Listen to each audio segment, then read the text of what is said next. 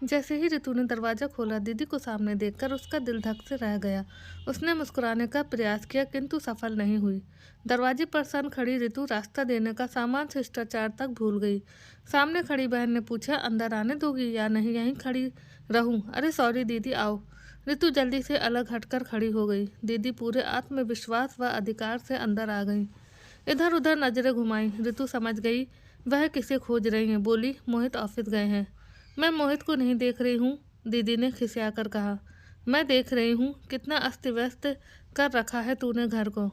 अभी बच्चे गए हैं स्कूल, मैंने सोचा किचन का काम निपटा लूँ तब यहाँ समेटूंगी। आप अचानक? हाँ, मैंने सोचा सरप्राइज देती हूँ। अच्छा किया, बैठिए चाय बनाती हूँ।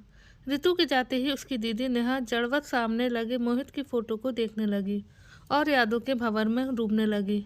नेहा और मोहित दो शरीर एक प्राण थे। पूरे कॉलेज में उनके प्रेम प्रसंग की चर्चा थी, किंतु तीव्र बुद्धि नेहा और औसत दर्जे का मोहित पढ़ाई में अच्छा परिणाम देते थे। इसलिए अध्यापक व अभिभावकों को उनके नज़दीकियों से विशेष परेशानी न थी। वह पढ़ाई में अव्वल रहती, मोहित उसके नोट्स पढ़कर पास हो जाता। नेहा वस्त्र व केश विन्यास पर ज़्यादा ध्यान देती। उसे मोहित की विकलता और दीवानगी अपूर्व सुख देती। वह साथ पढ़ते घूमते। कुछ देर गंभीरता पूर्वक पढ़ने के बाद उनकी चुहलबाजी शुरू हो जाती, किंतु वह अपनी मर्यादा जानते थे, जिसके अतिक्रमण का उन्होंने कभी प्रयास नहीं किया। कभी कभी व्यर्थ होकर मोहित कहता, चलो शादी कर लेते हैं, साथ पढ़ेंगे, नौकरी करेंगे। मोहित, अपनी मंजिल तय किए बिना मैं शादी के बारे में सोच भी नहीं सकती। मोहित जब कभी उसके घर आता, नेहा की छोटी बहन ऋतु पूरे समय उससे चिपकी रहती। मोहित जी, आप तो हीरो दिखते हैं, आपकी तो हर अदा निराली है। काश दीदी की जगह मैं आपकी गर्लफ्रेंड होती। अच्छा, अब तू चलती बन यहाँ से, हमें पढ़ाई करने दे। रात में जब वह नेहा से मोहित के बारे में पूछती तो वह उसे चिढ़ाती। लगता है तेरा दिल मोहित पर आ गया है। हाँ दीदी, वह मुझे अच्छे लगते हैं। वह ये बात ईमानदारी से स्वीकार करती। बात आई गई हो गई, किंतु किसे पता था मोहित ऋतु की ही झोली में जा गिरेगा। उन दिनों ग्रेजुएशन के बाद सभी विद्यार्थी अपनी मंजिल पाने के लिए कठोर मशक्कत कर रहे थे। नेहा ने पीसीएस प्री क्वालिफाई कर लिया था। वह फाइनल की तैयारी में व्यस्त थी। मोहित को काफ़ी समय अपने पिता के व्यापार में साथ देना पड़ता था।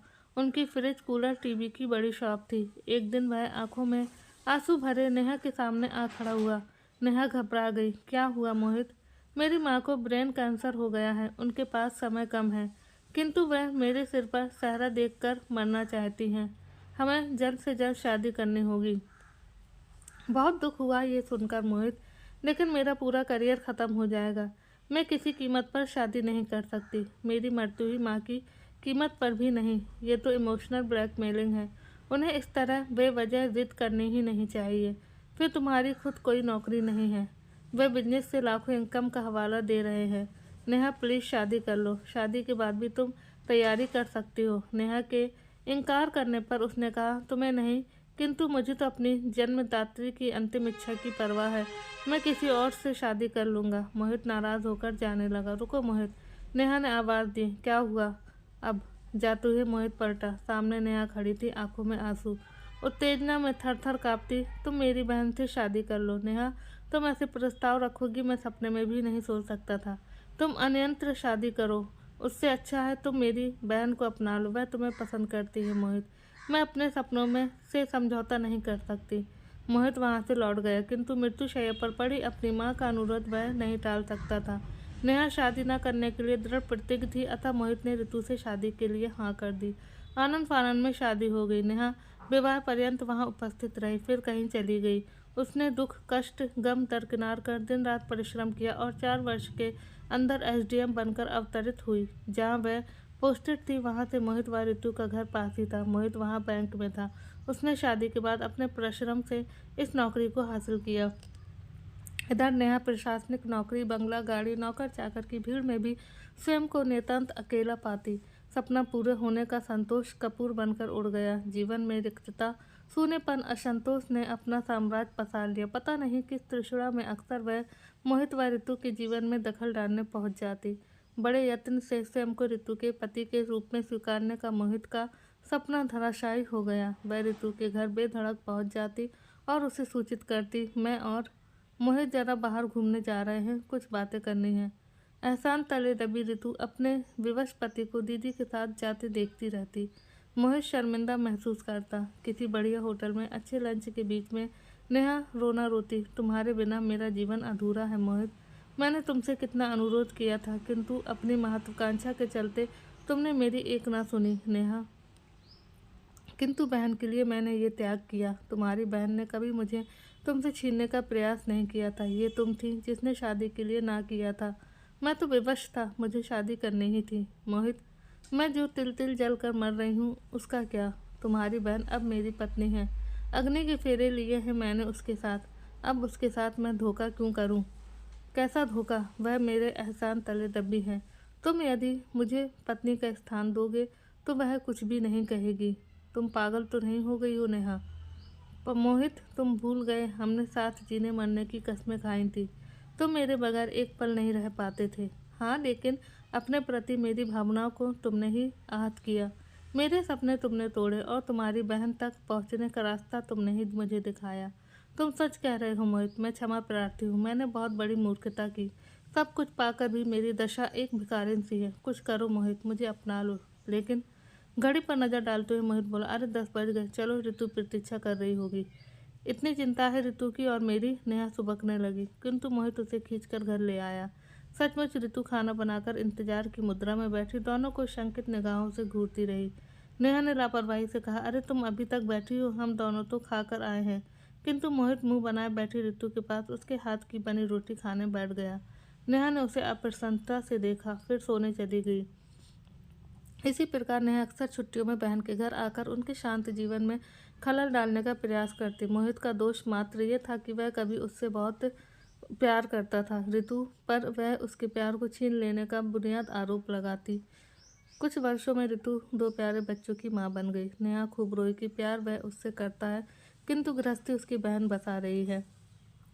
आज भी नेहा मोहित से मिलने आई थी। ऋतु चाय लेकर पहुंची। दीदी, तुम्हारी छुट्टियां हैं क्या? हाँ, 2 दिन की। सोचा मोहित से मिलाऊं, नेहा ने जवाब दिया। वह कभी ऋतु बच्चों का नाम नहीं लेती थी और बड़ी बेबाकी से स्वीकार करती थी कि उसे केवल और केवल मोहित से मतलब है। ऋतु उसकी हिम्मत और धैर्य की दाद देती कि 5-6 वर्ष बीत गए, किंतु फिर भी वह मोहित से सकारात्मक उत्तर की आस लगाए बैठी थी। उसे बुरा भी लगता, किंतु मोहित ने कभी उसका अनादर नहीं किया तो वह कैसे करती। खाना खाकर नेहा ने गहरी नींद ली, फिर बढ़िया ड्रेस पहनकर गहरा मेकअप करके बैठक में बैठकर मोहित की प्रतीक्षा करने लगी। उसने स्कूल से लौटे ऋतु के बच्चों की मौसी मौसी की रट और बाल सुलभ प्रश्नों को भी अनसुना कर दिया। मोहित ने बाहर से ही नेहा की आवाज़ सुन ली थी। वह जितना अपनी गृहस्थी में रमने का प्रयास करता, नेहा की उसको पाने की ललक उतनी ही बढ़ती जा रही थी। उसने नैतिकता अनैतिकता सब ताक पर रख दी थी। थके हुए क्लांत मोहित को देखकर प्रसन्न नेहा उससे लिपट गई और इतराकर पूछा, कैसा लगा मेरा सरप्राइज? बच्चों और पत्नी की घूरती आंखों के सामने नेहा का यह आचरण मोहित को जरा भी नहीं भाया। उसने धीरे से परे हटाया। तुम्हें बताकर आना चाहिए, यदि हम घर पर ना होते तब की तब देखी जाती। कैसी लग रही हूँ? सुंदर। सुबह आई? हाँ। तुम्हारे ऑफिस जाने के बाद तुम फ्रेश होकर आओ, चाय तैयार है। आज मैंने ऋतु से कहकर तुम्हारे लिए राजमा चावल बनवाया है। शाम की चाय के समय नेहा ही ज़्यादा मुखर थी, बाकी सब शांत थे। नेहा का प्रयास ये था कि मोहित का ध्यान अपनी ओर आकर्षित कर सके। वह उससे पहले की भांति दीवाना वार प्यार की उपेक्षा करती थी, जो अब कतई संभव नहीं था। वह अकेले मोहित के साथ बाहर घूमना चाहती थी। उसने कई बार निश्चय किया था इसी प्रकार अकेले कहीं जाकर वह स्वयं को मोहित को सौंप देगी। वह ना नहीं कर पाएगा, किंतु इस बार मोहित ने उसके अकेले बाहर घूमने के प्रस्ताव को ही नकार दिया। नेहा उससे बात करने को बेचैन थी। खाना बनाती ऋतु से उसने कहा, बच्चों को होमवर्क करने बैठाओ, मुझे मोहित से अकेले में कुछ बातें करनी है। लेकिन उनके पापा ही उनका होमवर्क में मदद करते हैं। पापा पापा नहीं सुनना चाहती मैं, हटाओ उन्हें वहाँ से, नेहा ने विषैले स्वर में कहा। ऋतु ने किसी तरह बच्चों को पापा के पास से हटाया। मोहित बाहर लॉन में चहलकदमी कर रहा था। नेहा लपक कर वहाँ पहुँच गई, किंतु उसके ठंडे रवैये से रुष्ट हो गई। मोहित, तुम में पहले जैसी बात नहीं रही। कैसे रहेगी? अब मैं विवाहित हूँ, 2 बच्चों का बाप हूँ। नेहा, कभी कभी मुझे संदेह होता है कि तुम एक दायित्वपूर्ण अधिकारी के पद पर हो, लेकिन तुम्हारी बातें सब ने सपने सब बचकाने हैं। तुम्हें बच्चों और ऋतु के सामने संयमित आचरण करना चाहिए। मोहित, तुम ऋतु बच्चों को रखो, बस मुझे पत्नी के अधिकार दो, मैं इतना ही चाहती हूँ। खाना तैयार है। तभी ऋतु ने उनकी बातों में खलल डाला और मोहित की जान बच गई। ऋतु का मूड भी ठीक नहीं था। रात में बच्चों के सोते ही वह मोहित पर फट पड़ी। दीदी मेरे और बच्चों के सामने प्रेम का स्वांग करती है और आप उसको समझाने के बजाय प्रेशर दे रहे हैं। ऋतु, मैं केवल उसका लिहाज कर रहा हूँ। आप दीदी को सख्ती से मना करें, अन्यथा वह ऐसे झूठे आश्वासन तले सपने बुनती रहेगी। तुम चिंता ना करो, मैं कई महीने से इस मसले का समाधान ढूंढ रहा हूँ, कल ही देखना। अगले दिन मोहित जल्दी बैंक चला गया। शाम को जब आया तो उसके साथ उसी की उम्र का एक व्यक्ति भी था। ऋतु प्रसन्न लग रही थी, चाय नाश्ते की व्यवस्था कर रही थी। नेहा को कुछ अटपटा सा लग रहा था। नेहा, इनसे मिलो, विक्रम बंसल, डीजीएम सेल्स इन राष्ट्रीय इस्पात निगम लिमिटेड। नमस्ते, नेहा ने अनमने भाव से कहा। और यह है नेहा मिश्रा, एसडीएम लखनऊ यूपी। तुम दोनों बातें करो, मैं आया। मोहित ने दोनों का परिचय दिया और किचन में खिसक गया। मैं मोहित से एक समारोह में मिला था, तब से हम दोनों अच्छे मित्र हैं। मुझे उसने आपके बारे में बताया था, तभी से मैं आपसे मिलने को उत्सुक था। विक्रम ने कहा। क्या बताया? नेहा चकित हो गई। सब कुछ। आप दोनों में घनिष्ठता थी और फिर परिस्थितियां ऐसी बनी कि उसे कहीं और शादी करनी पड़ी। उसने ये सब आपको क्यों बताया? नेहा व्याकुल हो गई। नेहा जी, जिंदगी अकेले नहीं कटती। मेरे साथ तो कुछ ऐसा हुआ जिसे मैं दुर्भाग्य भी नहीं कह सकता। जिस लड़की से मेरी शादी हुई वह किसी और को चाहती थी। मैंने भी उसे शादी के बंधन से मुक्त कर दिया। वर्षों मेरा रिश्तों से मोह भंग रहा। मोहित से मेरा संपर्क बना रहता है क्योंकि इस शहर में मेरे माता पिता रहते हैं। उसने मुझे आपके बारे में बताया था, लेकिन क्यों बताया था और आप पहले ही भेंट में ये सब बातें मुझे क्यों बता रहे हैं? विक्रम चुप था, निश्चिंत भाव से चाय की चुस्कियां लेता रहा। फिर उसने भरपूर दृष्टि से नेहा को देखा। क्या आपको नहीं लगता कि इस घर में आप अनिश्चित अतिथि हैं? ये मेरी सगी बहन का घर है, किंतु आप तो उसके पति को उससे छीनने का प्रयास कर रही हैं। एक बसे बसाए घर को तोड़ने का प्रयास कर रही हैं। मैं ये सब कहने का अधिकार आपको नहीं देती। आप हैं कौन और किस हक से ये सारी बातें मुझसे बोल रहे हैं? मोहित मेरा प्रिय मित्र है। उसकी पत्नी व बच्चों के साथ होते अन्याय को रोकना चाहता हूँ। हाउ रविश, बिना जाने समझे बोले जा रहे हैं। अरे मोहित प्यार करता है मुझसे, मेरे बिना जी नहीं सकता वह। आपको क्या लगता है मैं एक तरफा प्यार पर रही हूँ उससे, प्यार कर रही हूँ उससे? वह आपसे प्यार करता था, अब नहीं करता। उसने मुझे इसलिए यहाँ बुलाया ताकि आपकी गृहस्थी बच जाए और उसकी बच जाए। बहरहाल आप मुझे पसंद है, यदि आपके विचार भी नेक हों तो खबर करिएगा। कहते हुए उसने मिठाई का एक टुकड़ा उठा लिया और खाते खाते चला गया।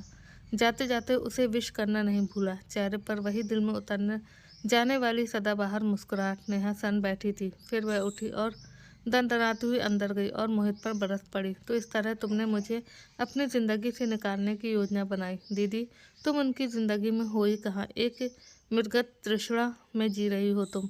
ये जितनी जल्दी ख़त्म हो जाए उतना अच्छा। ओह, तो तुझे भी ज़बान मिल गई है? तेरी हिम्मत कैसे हुई मेरे सामने बोलने की? भूल गई मैंने अपना प्रेमी तुझे खैरात में दिया था। एहसान फरामोश। दीदी, तुमने स्वार्थवश इनका साथ छोड़ा और अब उपकार का बदला लेने के बहाने हमारे जीवन में विष घोल रही हो।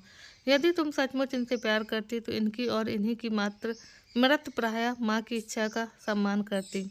जब इन्होंने घर बसा लिए, 2 बच्चे हो गए, तो किस मतंग से यहाँ भागी चली आती हूँ। इतने सालों बाद ऋतु के प्रथम बार के कड़े रुख पर नेहा आग बबूला हो गई। ऋतु, थप्पड़ जमा दूंगी तुझे।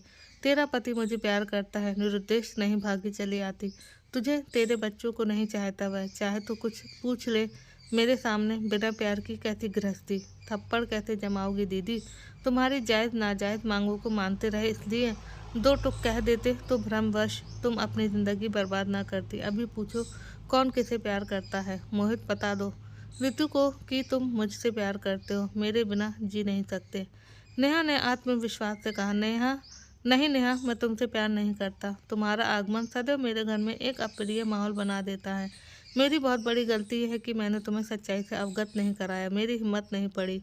मोहित ने स्पष्ट स्वर में कहा। नेहा कटे वृक्ष की तरह सोफे पर गिर पड़ी।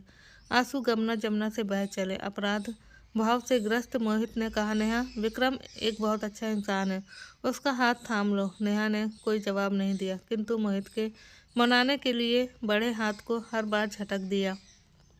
बिना खाए पिए वह रात भर वहीं पड़ी रही। ऋतु मोहित रात भर उठ कर उसकी निगरानी करते रहे। सुबह उठते ही नेहा जाने के लिए तैयार हो गई। उसके चेहरे पर अपने ओहदे वाली सख्ती थी। उसने जाते जाते ऋतु का हाथ थामा। सच्चाई बताने के लिए धन्यवाद बहन, लेकिन ये काम तुम लोगों को पहले ही कर देना चाहिए था। नेहा चली गई। स्टेशन तक छोड़ने की ऋतु मोहित की पेशकश उसने निर्ममता से ठुकरा दी। वह चली गई, किंतु ऋतु मोहित हृदय से चोटिल थे। उससे मुक्त होने की कोई प्रसन्नता न थी उन्हें। एक हफ्ते बाद शाम को विक्रम मोहित से मिलने आया। मोहित ने उदासी से कहा, तू असफल रहा यार। नेहा नहीं मानी। नहीं, वह तो मान गई। क्या? मोहित ऋतु खुशी से चीख पड़े। हाँ, मैंने उसे कई बार फ़ोन किया, मुझसे बात करने को राजी नहीं हुई। फिर मैं लखनऊ पहुंच गया। घर पहुंचा, बड़ी मुश्किल से उसके दीदार हुए। मैंने उससे कहा, आप ये क्यों सोचती हैं कि दुनिया आपके हिसाब से चलेगी? सबको अपने ढंग से जीने का हक है, आपको भी। ठीक है, तो मुझे अपने ढंग से जीने दें और यहाँ से चले जाएं। उसने कहा, चला जाऊँगा, मैं यहाँ रहने थोड़ी ही ना आया हूँ, बांदा वापस जा रहा हूँ, तो सोचा आपसे मिलता चलूँ। बस एक बात तो कहनी थी आपसे, ज़िंदगी अकेली नहीं काटी जा सकती, मतलब मुश्किल होती है। मेरे जैसा सुपात्र आपको नहीं मिलेगा। ईर्ष्या देश की भावना से उठाया कदम गलत ही होगा। ज़िंदगी आपके दरवाजे पर खड़ी है, स्वागत कीजिए उसका। मुझे कुछ भी नहीं सुनना, आप जाएं, उसने कहा। विक्रम के रुकने पर मोहित ने पूछा, तू इतने दूर से गया, चाय नाश्ते के लिए भी नहीं पूछा? नहीं। ऐसे तो उसने मेरी खूब आवभगत की, किंतु मेरे प्रस्ताव को ठुकरा दिया। मैं लौट आया, होटल में लेटा था। अचानक रात 11 बजे फ़ोन आया। तेरी दिलजली महोदया थी। बोली कि वह मेरे प्रस्ताव पर विचार करने को सहमत है, किंतु वह मेरे बारे में कुछ भी नहीं जानती हैं। फिर मैंने उसे समझाया कि ऋतु मोहित ने उसके लिए मुझे पसंद किया है, तो कोई बात तो है मुझ में। उधर सन्नाटा छा गया, फिर फ़ोन कट गया। अगली सुबह जब मैं ट्रेन पकड़ने होटल से बाहर निकला तो पाया एसडीएम महोदया सरकारी जीप में काला चश्मा लगाए बैठी मेरी प्रतीक्षा कर रही हैं। फिर क्या हुआ? ऋतु मोहित ने संवेद स्वर में पूछा। होना क्या था? बड़ी मुश्किल से उसने स्वीकारा कि मैं एक अच्छा इंसान हूँ और हम दोनों के रिश्ते के प्रति सकारात्मक रुख रखती है। अरे वाह, फिर तूने क्या कहा? मोहित ने पूछा। मैंने कुछ नहीं कहा, केवल मुस्कुराकर अपनी खुशी का इजहार किया। ज़्यादा कहने पर वह संदेह में पड़ जाती। कुछ सामान्य वार्तालाप के बाद मैं वापस लौट आया। मोहित व ऋतु खुशी से नाच उठे। संभव था नेहा उनसे कोई संबंध न रखना चाहती हो, ये भी कि विक्रम के साथ बने अपने रिश्ते में उन दोनों को न शामिल करें, किंतु वह एक सही कदम उठाने जा रही थी जिसमें ऋतु और मोहित स्वयं को तहे दिल से सम्मिलित महसूस कर रहे थे। तो बस आज की कहानी में इतना।